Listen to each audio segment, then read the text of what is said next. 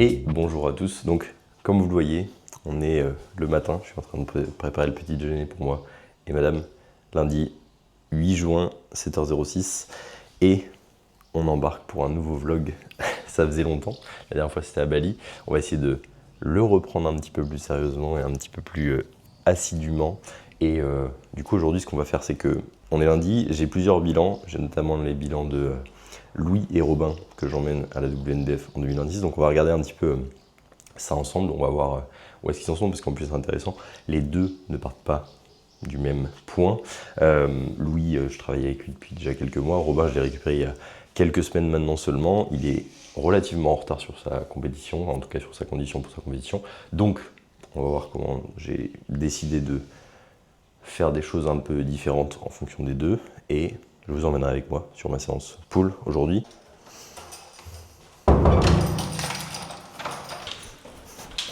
Il est quelle heure? Ouais. Il est 13h25 là actuellement.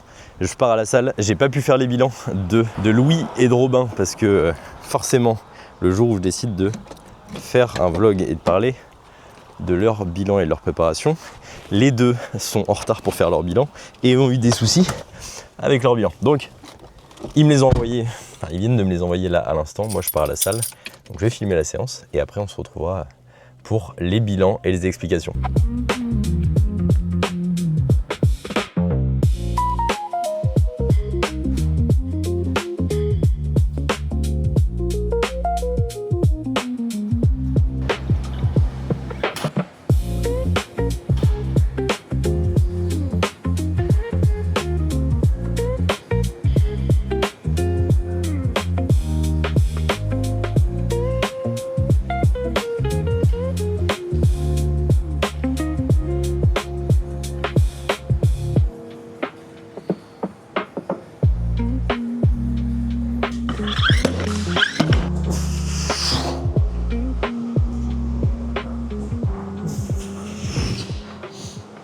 Chauffement terminé, du coup commencer par ma petite coiffe des rotateurs pour que ma kiné soit contente et surtout que mon épaule soit contente et que j'évite de me bousiller encore une épaule. Je suis allé faire mon échauffement sur le RDL, donc là j'ai mis une plaque, 5-6 reps, puis rowing, comme ça me permet de préparer quand même trapèze, grands dorsaux qui vont être pas mal sollicités sur le maintien de la barre, enfin le maintien du gainage. Ensuite 2 plaques, de nouveau 5-6 reps. Là je vais directement passer à ma série de trail parce que je suis à 3 plaques pour le moment. Et en vrai, j'ai pas trop de difficultés sur la charge pour l'instant. Mais c'est un peu une reprise parce que du coup, j'ai pas fait de RDL là pendant 1 mois et demi à peu près, le temps que l'épaule se remette. Donc j'y vais tranquillement. Donc là, séance pull ischio. Donc je commence ma semaine par le dos. Et par le dos avec du RDL parce que j'ai absolument pas d'ischio par rapport à... Alors j'ai pas de cuisse.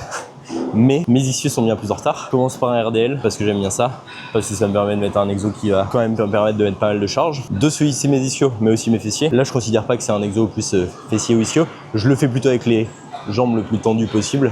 L'objectif étant justement de maximiser le travail des ischios plus que de limiter le travail des fessiers. Dans tous les cas les fessiers sont sollicités et je l'ai déjà dit dans plein de réels et je le dis à chaque fois, mais j'ai mis les petits pads pour me rehausser parce que justement j'ai pas de capacité à descendre le dos droit, les fesses en arrière, sans fléchir très rapidement les genoux. Donc je surélève pour me permettre de descendre à une amplitude qui me permet de poser la barre.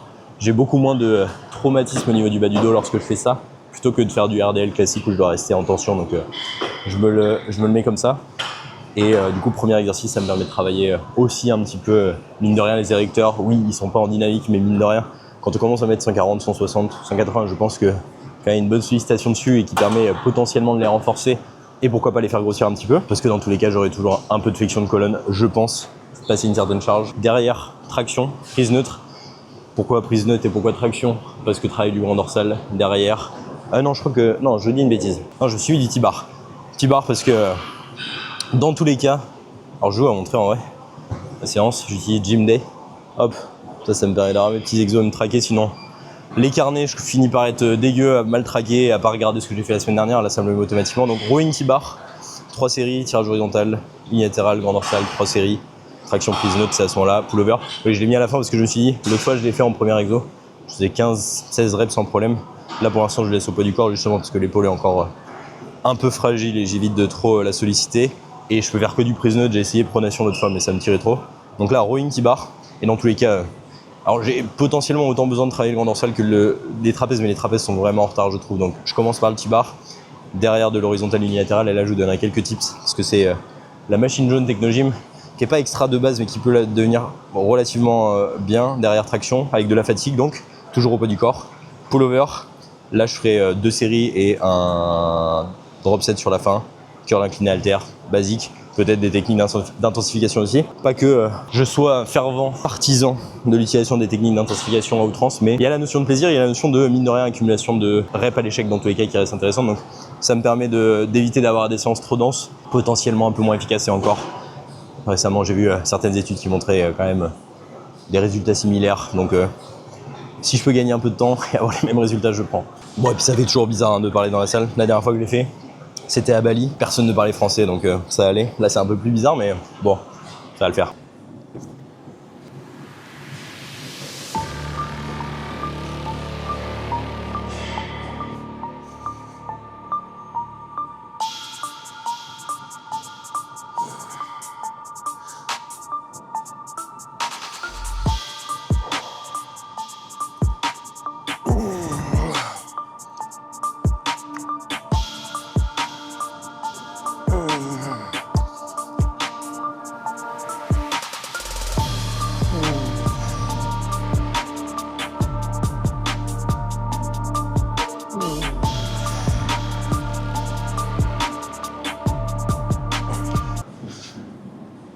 Aïe, j'étais un peu ambitieux là. Bon, il n'y avait pas de pot de vin, ne faites pas ça à mes élèves s'il vous plaît. Je vous le dis à chaque fois de toute façon. Augmentez avec du 1,25 ou du 500 grammes même si vous avez. Bon là je pense qu'il y a un manque d'échauffement, je vais refaire la même charge parce que je suis un gros feignant, parce que je pense que je peux en avoir plus. Mais là gros manque d'échauffement, parce que forcément je rajoute 50 kg sur la barre avec 25-25.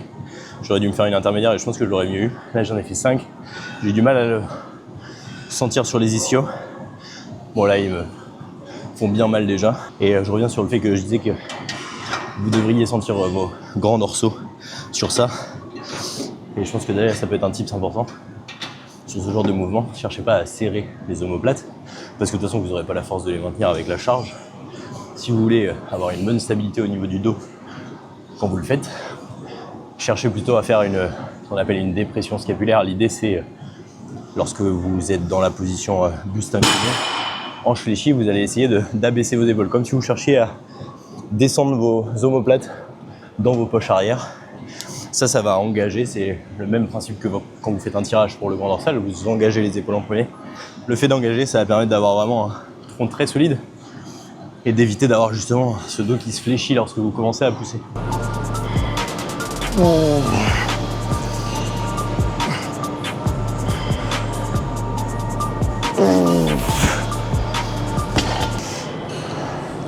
Ok, beaucoup mieux, enfin beaucoup mieux. J'ai fait le même nombre de reps, mais je me suis bien mieux senti, donc oui, note à moi-même pour la prochaine fois. S'échauffer un petit peu plus avant de commencer sa première série. Et ça c'est un truc que j'avais tendance à faire sur certains exos. J'ai toujours eu tendance à me sentir mieux, même avec un très bon échauffement, si je faisais ma première série avec la fourchette de rep la plus longue. Donc des fois j'ai tendance à faire ça si vraiment je vois que ça me taxe trop la première. Bon, en tout cas j'ai besoin de trop de séries d'échauffement. Je fais une première fourchette de répétition un petit peu plus longue. Là par exemple c'est un 6-10, je le fais 2 fois. Là je ferai passer un 8-12 voire un 10-15 même peut-être sur la première, beaucoup plus légère. Je vais être moins de charge après, mais l'intérêt dans tous les cas c'est pas d'être le plus fort possible, c'est de me sentir le mieux possible, d'arriver à mettre le plus de tension possible sur mes ischios. Donc je me prends pas trop la tête, je me dis que dans tous les cas si ça progresse, même si c'est un peu moins lourd que ce que je mettais avant, et qu'à la fin je finis par soulever plus lourd, ça aura progressé. Donc là fini pour ça, je passe aux tractions, et du coup traction, prise neutre et pas de tirage vertical prise neutre, parce qu'ici j'ai pas de prise suffisamment large pour être largeur épaule, et là la barre est nickel, elle est plutôt à bonne largeur, donc je préfère largement. Comme quoi des fois un exercice traction au poids du corps qui n'est pas forcément le plus optimal pour la prise de muscle peut le devenir si vraiment le matos n'est pas le plus adéquat. Donc là, traction prise neutre.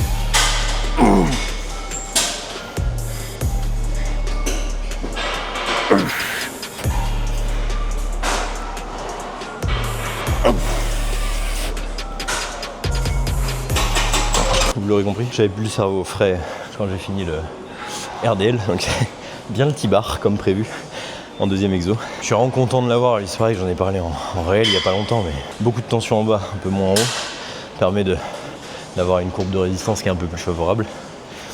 Et ça permet justement d'être un peu plus propre et contrôlé sur le mouvement. C'est pour ça que je me permets de prendre le temps de serrer, tirer relativement proprement, et c'est pas mal.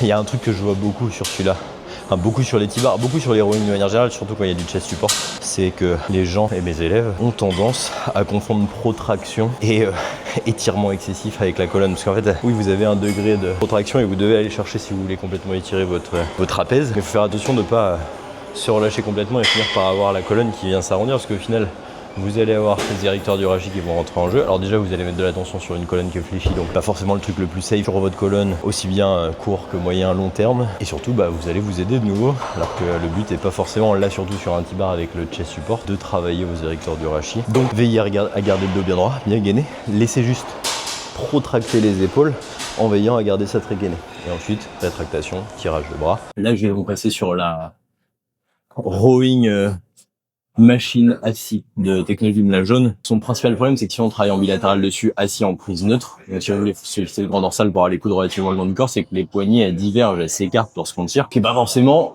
l'idéal si on veut solliciter les grands dorsaux. Alors si on veut faire un travail mixte, à la rigueur, grand dorsal, trapèze, mais engagé avec de la rétractation, on tire les coudes le long du corps, ça pourrait être très bien, ça pourrait fonctionner, et il n'y a pas de souci là-dessus. Ah non, là moi j'ai plutôt vraiment le focus grand dorsal, si je puis dire, même si c'est très bien qu'il y a d'autres muscles qui viennent participer, mais pour essayer le petit en termes de travail de grand dorsal, et surtout qu'elle est pas mal parce que, comme le T-bar, elle a un bras de levier, donc on peut se mettre en place de sorte à ce que le bras soit à 90 lorsqu'il est en position d'étirement bras tendu, et qui réduise, qui se lève au fur et à mesure du tirage. Donc, il va être le plus lourd quand on va être le plus fort, et plus on va tirer, plus on va être faible, et plus il va devenir léger. Donc là aussi, de nouveau, c'est une machine, on va dire, moyenne, de base, pour travailler le grand dorsal, qui peut devenir bien si on fait quelques ajustements. Donc là, c'est ce que je vais faire. Et je vous filmerai rapidement le setup et comment on fait pour se mettre en position. Mais globalement, la machine, elle a des bras plats qui divergent. Donc en fait, il nous regarde de cette manière. L'objectif, ça va être de se mettre dans le même plan que le bras de tirage, que le bras qui va bouger, pour qu'il reste continuellement le long du corps et pas qu'il vienne s'écarter, vraiment qu'il reste dans l'axe dans lequel j'ai tiré.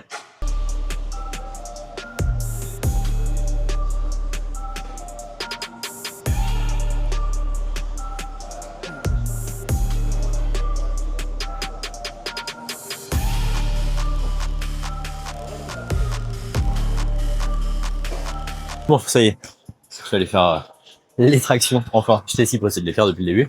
Du coup, tirage horizontal là. Au final, j'ai trouvé un meilleur setup. Alors, je l'ai pas filmé, mais je mettais un genou sur le pad et l'autre pied sur le support pour me contrebalancer. J'étais beaucoup mieux, beaucoup plus stable.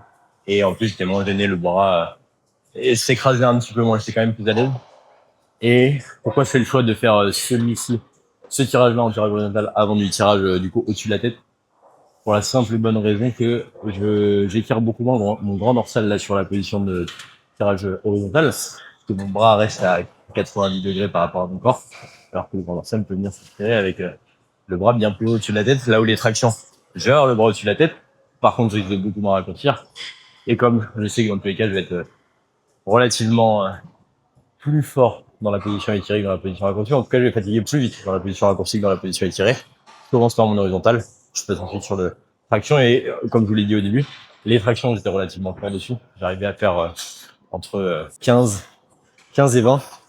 Là, poids du corps en série 1. Donc là au moins j'ai de la fatigue sur le RDL, le T-bar, puis le rowing en unité. Surtout 3 séries, je vais voir si je les garde parce qu'elles m'ont quand même bien amoché. Et là, je vais faire 3 séries encore. Donc, on va voir ce que ça donne. Je sais pas si je vais le garder avec autant de volume. Surtout, dans tous les cas, j'ai un rappel d'eau après plus tard dans la semaine sur une séance. On va voir si on verra. De pas avoir à me chauffer. Je suis chaud là pour partir sur le tirage. Donc, on fait traction. On commence direct au poids du corps. C'est pas forcément la meilleure idée. Commencer par ça. Même si, ça va le temps.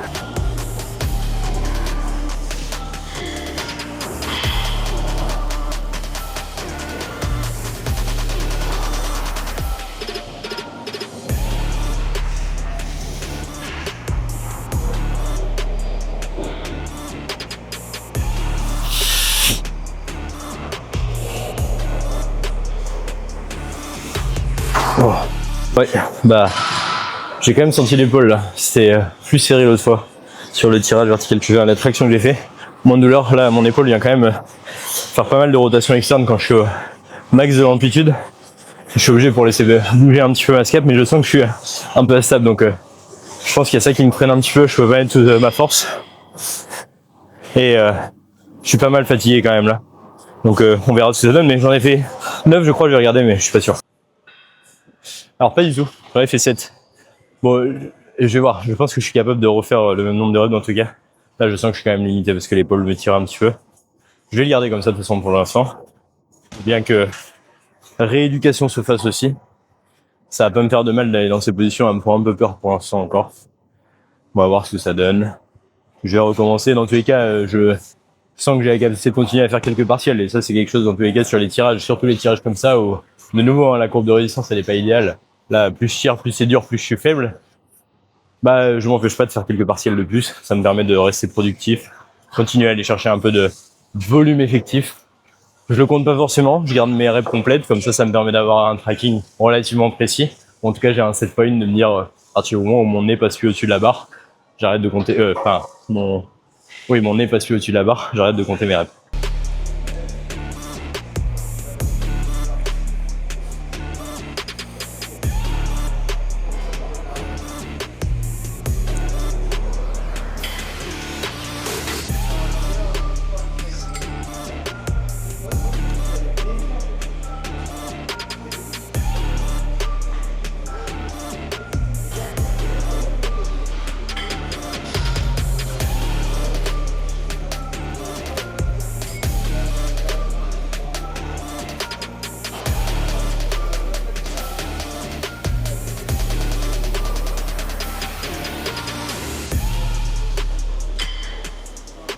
J'ai fini du coup. Là, je vais passer biceps.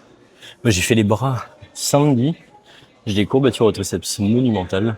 Et du coup, là, les tractions et le pullover, c'est terrible. Ça va fumer. Pour autant, j'ai essayé de me mettre en pronation échelon pour essayer de désengager au maximum les triceps. C'est horrible.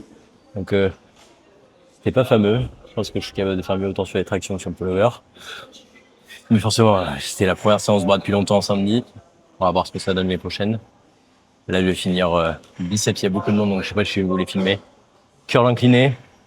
Je me suis mis à 45 degrés. Encore une fois, il y a quelques mois, je mettais à 30 degrés, mais après RTS et après mon épaule, je fais plus attention, je m'étire un peu moins.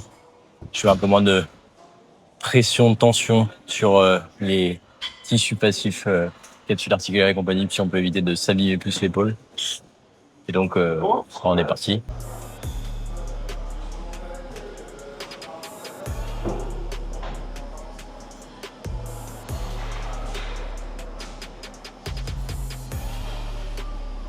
Bon, bah, je suis content parce que il est 15h22. Du coup, je suis pas en retard sur le planning par rapport au temps de ma séance normalement. Parce que là, en plus, du coup, j'ai les bilans à faire que je vais du coup vous filmer et vous expliquer un petit peu pourquoi il y a des différences, sur quoi il y a des différences et pourquoi j'ai fait ces choix-là. Et j'ai encore mes steps à faire. Il va falloir que je commence à monter cette vidéo. J'ai un call ce soir et je vais avoir toutes les corrections vidéo. Donc là, et entre-temps, il faut que je me douche et que je mange. Donc, on traîne pas. Et on se retrouve tout à l'heure pour le bilan. Ah oui, et je tiens à le préciser parce que je vous ai présenté ma séance et c'est pas forcément la meilleure séance qui soit. Elle a rien de spécial, par contre elle est adaptée à moi, à mes objectifs et au reste de mon programme que je vous ai pas présenté. Donc n'essayez pas de bêtement recopier ce que vous avez vu dans la vidéo. Faites plutôt quelque chose qui vous correspond à vous, qui correspond à vos besoins, vos objectifs et comment vous voulez le faire. Quelque chose qui vous plaît aussi. Et si vous avez aucune idée de comment faire, je vous laisse me contacter. Il y a les liens en description. Bien, du coup, finalement, les bilans étaient envoyés en retard. Donc, je vous l'ai fait à 17h24. Je suis pas habillé pareil, mais c'est toujours la même journée. On est bien toujours le lundi 8 juin. Il est 17h24. Donc, je vais screen record. Comme ça, je vais pouvoir vous le montrer en même temps. Donc, on a les deux compétiteurs, donc Louis et Robin. Et je vais vous montrer les plans juste après, mais d'abord, je vais juste vous montrer rapidement les physiques. Donc là, il ne faudra pas faire attention. Il a pris un joli coup de soleil, il était en festival. Donc là, on a Louis qui a commencé sa prep, je dirais. Alors, si je regarde. Donc Louis, il a commencé sa prep le 19-04, donc le 19 avril.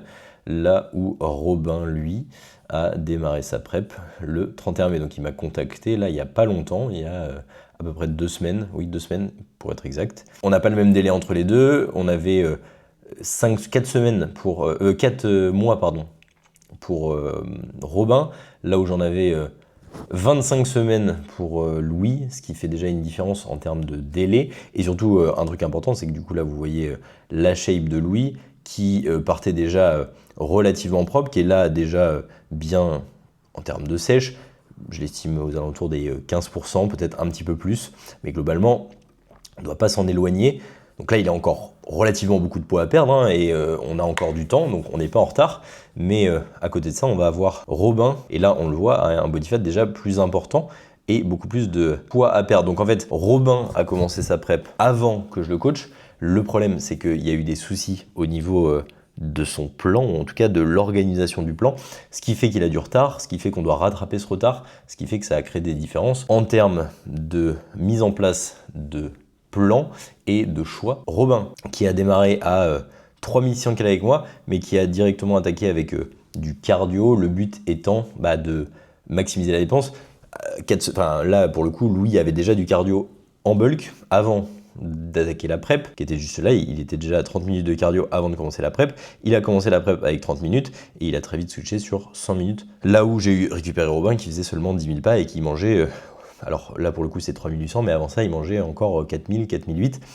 Donc beaucoup de cales avec un poids qui droppait pas. Donc pas de temps à perdre, j'ajoute du cardio, 20 minutes à jeun, 20 minutes post-workout, le but étant de dispatcher un petit peu la dépense, éviter d'avoir 40 minutes à faire, et les cales qui diminuent relativement vite. En sachant que là, mon fichier est prévu pour des bilans du coup hebdomadaires, une fois par semaine, là où Robin, à la différence de Louis, qui pour l'instant, Louis fait un bilan par semaine, Robin a des bilans tous les 4 jours. Parce qu'en fait, ici, on était à 3004 à partir du bilan que j'ai fait là, donc ça, c'était une mi-semaine, j'ai eu une moitié de semaine. Je lui ai fait une première modification à 3400 et on est direct passé à 3200 le jeudi parce que son poids ne droppait pas assez vite. Et en plus, j'avais mis des repères de poids à atteindre. En l'occurrence, ici, il devrait faire environ 90 kg. Donc, on a démarré à 102. 102 à 90, on a environ 12 kg. Donc, en 5 semaines, je vous laisse imaginer le poids qu'il faut perdre, en 6 semaines pour être exact, le poids qu'il faut perdre pour arriver à ça. Parce que l'objectif final serait d'être aux alentours des 81 kg. Ça sera l'objectif final. On essaiera de l'atteindre. Là, ceci dit, pour l'instant, le poids ne drop pas à la vitesse à laquelle il devrait dropper. Donc, pour cette semaine, au niveau de Robin, ce que j'ai observé là, c'est, on a eu le dernier bilan. Alors, c'était pas vendredi, c'était, je crois, jeudi. Oui, parce que j'ai mis modification jeudi. Donc, ici, il y a eu bilan. J'ai fait la modif, en sachant que Robin, il a eu des soucis au niveau de l'alimentation. C'est-à-dire que je lui avais fait un plan sur 5 repas, et en fait, il faisait 2 repas le soir, ce qui fait que le poids du matin ne droppait pas très vite. Et en fait, à partir du moment où il a commencé à redispatcher correctement son alimentation, on a vu que le poids a droppé relativement vite. Bon, malheureusement, je me base pas que sur ça, et je me base surtout sur la moyenne, et la moyenne ne descend pas assez vite. Là, on le voit aussi ici, il m'a bien précisé qu'hier, il a eu 2 repas le soir qui étaient regroupés. Donc là, forcément, le poids est un peu plus haut. On pourrait s'attendre à ce qu'il soit aux alentours des 99, 90.3. Mais encore une fois, on a du retard. Je peux pas me permettre de me baser sur des peut-être que. Donc là, dans tous les cas, à partir de aujourd'hui, il va passer à 3000 cales. Et du coup, il me refera un bilan. Là, il me l'a fait lundi. Donc il va faire mardi, mercredi, jeudi. Il me refera un bilan vendredi. Et là, en fonction, je reprendrai des décisions. Donc là, quoi qu'il arrive, on baisse les cales. Pour l'instant, je ne baisse pas. Je n'augmente pas le cardio parce que d'un, il n'a pas forcément trop le temps actuellement d'en faire plus et il a encore des calories à disposition avec un appétit qui est relativement bas à moyen. Donc c'est pareil, ça me guide sur les choix à faire. J'ai de la fatigue qui est relativement élevée, ça serait peut-être pas très opportun d'augmenter la dépense alors qu'il a déjà de la fatigue, alors que là, à côté de ça, sa faim, elle, est plutôt basse. Pour lui, à différence, on a un rythme de perte de poids qui est un peu plus lent. Là, moi j'avais prévu 700 à 800 grammes par semaine, ça fait 2 semaines de suite où le poids drop pas trop, alors en sachant que là, on l'a vu, hein, il a pris un gros coup de soleil. Donc après, je vais aller aussi voir le fichier, on est là, alors voilà, surtout que ça, je me fais avoir en plus là, parce que mon fichier ici commence en début de semaine. Il a perdu 300 grammes la semaine dernière, il a droppé 400 grammes post-week-end, en sachant qu'il était en festival, donc il a peut-être beaucoup marché. Si je regarde juste là, ouais, 18 000, 16 000, donc il a fait pas mal de pas, il a dû pas mal bouger, ce qui peut aussi affecter un petit peu la rétention d'eau, etc. Là, en l'occurrence, plutôt à l'inverse, il a peut-être perdu un petit peu d'eau. Il s'est peut-être déshydraté parce qu'il n'a pas forcément bu autant. Voilà, 3,5 litres par rapport à d'habitude. Donc ici, qu'est-ce que je vais faire? Je vais très certainement également baisser les calories parce que le poids, la vitesse de perte de poids a l'air de diminuer En tout cas, elle n'est plus dans les ranges que je souhaiterais. Donc là, Louis va moins manger, très certainement, ou alors peut-être augmenter le cardio. Non, je vais lui augmenter le cardio, pardon, parce que il n'a pas tant de cardio que ça, et il commence à avoir relativement peu de calories pour la durée de la prépa.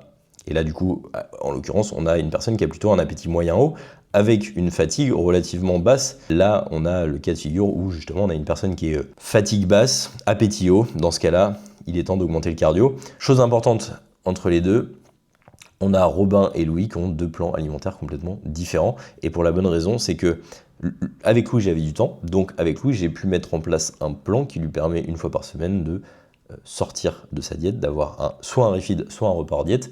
Par contre, on en a discuté et donc l'idée était que il puisse sortir de sa diète, mais que ça reste le même repas constamment, ou en tout cas que ça rentre dans le nombre de cales qu'il doit consommer. Comme ça, soit il mange la même chose, on ne sait pas le nombre de cales, mais s'il mange toujours la même chose, je sais l'effet que ça a au fur et à mesure des semaines, donc que je sache exactement les calories, c'est pas forcément le plus important.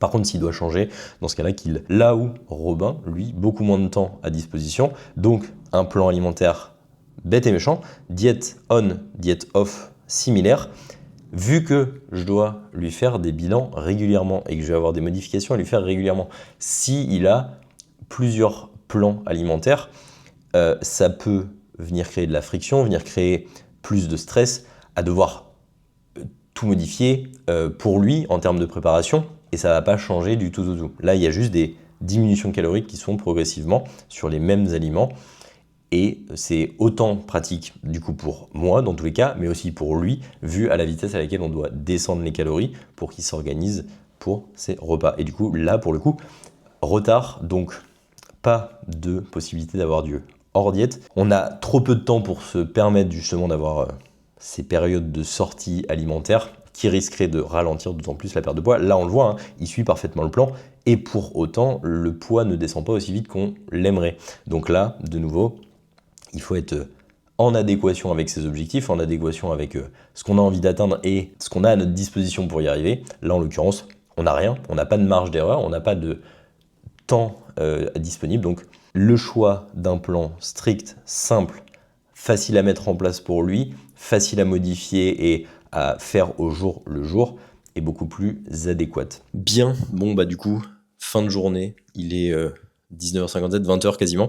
Je viens de sortir d'un appel découverte pour du coaching, et du coup ça va être intéressant parce que ça fait le lien un petit peu avec tout ce que on a vu aujourd'hui, tout ce que j'ai pu vous dire, mais en lien avec par exemple mon programme, ou en tout cas la séance que je vous ai présentée, le fait que ça me corresponde à moi et que ça sert à rien de la copier, il n'y a pas de grand intérêt. Alors c'est intéressant les petits tips que je peux vous donner, mais je rentre pas dans le détail de la prog parce que justement ça n'a pas grand intérêt. Parce que vous n'avez pas la vision globale de ma prog actuellement, c'est-à-dire les autres séances, comment elle se module et qu'est-ce que je fais comme choix et pourquoi. Vous connaissez pas non plus mes objectifs concrets en tout cas, et du coup ça fait pas réellement de sens de tenter de recopier une séance comme ça, même si c'est un coach qui l'a fait et que potentiellement vous dites s'il l'a fait comme ça, elle est forcément bien. Elle est bien pour moi. Et la même chose, vous avez vu les bilans de 2 athlètes qui vont à la même compète, mais qui pour autant ne sont pas du tout les mêmes, n'ont pas du tout les mêmes plans, n'ont pas du tout les mêmes problématiques et contraintes en fonction justement du temps qu'ils ont à leur disposition, de là où ils se situent en termes de préparation, en termes de à quel point ils sont prêts ou pas. Et là, par rapport à la personne que j'ai eu en call, de nouveau, la problématique que j'ai pu identifier, c'est quelqu'un qui de nouveau est passionné, n'arrive pas à atteindre ce qu'il veut atteindre, pas parce qu'il fait pas d'efforts, mais juste parce qu'il manque de cadre, il manque de clarté, il remet toujours en question ce qu'il fait, parce que du coup il s'auto-coach, et il voit des informations dans tous les sens, de partout, et c'est pas forcément des mauvaises informations, mais le truc c'est qu'est-ce qui est réellement utile pour soi à un moment T, et qu'est-ce qui va être vraiment utile de mettre en place, ou en tout cas même des fois de ne pas changer. Et c'est là où justement le coaching prend tout son sens, c'est donner de la clarté, donner un cadre, donner la possibilité d'avoir différentes réponses à différents problèmes, et donner aussi des solutions applicables par soi-même, pas juste que le coach donne la solution, mais que on apprenne. En tout cas c'est ma vision de la chose, et c'est comme ça que j'essaye de coacher mes athlètes, coacher mes élèves, c'est leur apprendre petit à petit à trouver les solutions par eux-mêmes, comprendre ce qui va et ce qui ne va pas dans ce qu'ils peuvent faire par rapport à leur objectif, qu'ils aient la capacité de l'analyser eux-mêmes du coup et encore une fois petit à petit ajuster ou en tout cas faire leur propre tambouille à terme. Donc si jamais tu te reconnais là-dedans, que tu t'entraînes régulièrement, que tu es passionné, que tu adores t'entraîner, que tu adores l'évolution physique, la transformation physique, que tu as des objectifs comme ça et que malheureusement ça ne progresse pas aussi vite que tu le voudrais, peut-être que je peux t'aider, que mon coaching peut t'aider, comme il aide tous les jours plusieurs dizaines de personnes. Si ça t'intéresse, il y a le lien en description, tu me contactes sur Instagram, on en discute, on se fait un call, ça sera avec grand plaisir. On se retrouve dans le prochain vlog, à bientôt, ciao ciao.